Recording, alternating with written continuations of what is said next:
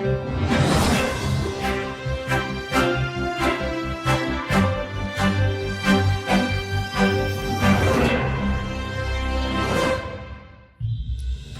15 फरवरी गुरुवार को supreme court द्वारा इलेक्टोरल बॉन्ड को लेकर एक बड़ा फैसला सुनाया गया है। सुप्रीम कोर्ट ने इलेक्टोरल बॉन्ड की वैधता पर रोक लगा दी है।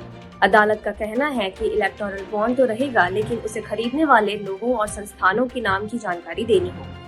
जनता को यह जानने का हक है कि आखिरकार राजनीतिक दलों के पास पैसा कहां से आता है और कहां जाता है।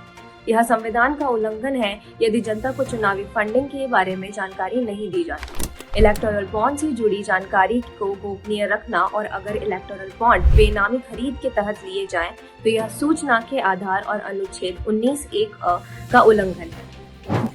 मुख्य न्यायाधीश DYE चंद्रचूड़ ने कहा कि राजनीतिक पार्टियों को आर्थिक मदद से उसके बदले में कुछ और प्रबंध करने की व्यवस्था को बढ़ावा मिल सकता है। उनका कहना है कि काला धन पर काबू पाने की एकमात्र तरीका इलेक्टोरल बॉन्ड नहीं हो सकता है, अलावा और भी कई विकल्प हैं। इस मामले में अदालत ने चुनाव आयोग की भी खिंचाई की और सवाल पूछा कि आखिर यह चुनावी बॉन्ड की जानकारी अपने पास क्यों नहीं रखते, और इस तरह सुप्रीम कोर्ट ने इलेक्टोरल बॉन्ड की व्यवस्था को कायम रखा है, लेकिन उसमें गोपनीयता का नियम खत्म करने के लिए कहा है। सुप्रीम कोर्ट के इस फैसले की जाने माने वकील प्रशांत भूषण ने जमकर तारीफ की है। प्रशांत भूषण ने कहा है कि इस फैसले से लोकतांत्रिक प्रक्रिया को मजबूती मिलेगी। इलेक्टोरल बॉन्ड के खिलाफ 2 याचिकाएं दायर की गई थी। उनमें कहा गया था कि यह सूचना के अधिकार का उल्लंघन है। इसके साथ ही यह भी कहा गया था कि कॉर्पोरेट फंडिंग स्वतंत्र और निष्पक्ष चुनाव के खिलाफ है। कांग्रेस ने भी इस फैसले को लेकर केंद्र सरकार पर निशाना साधा है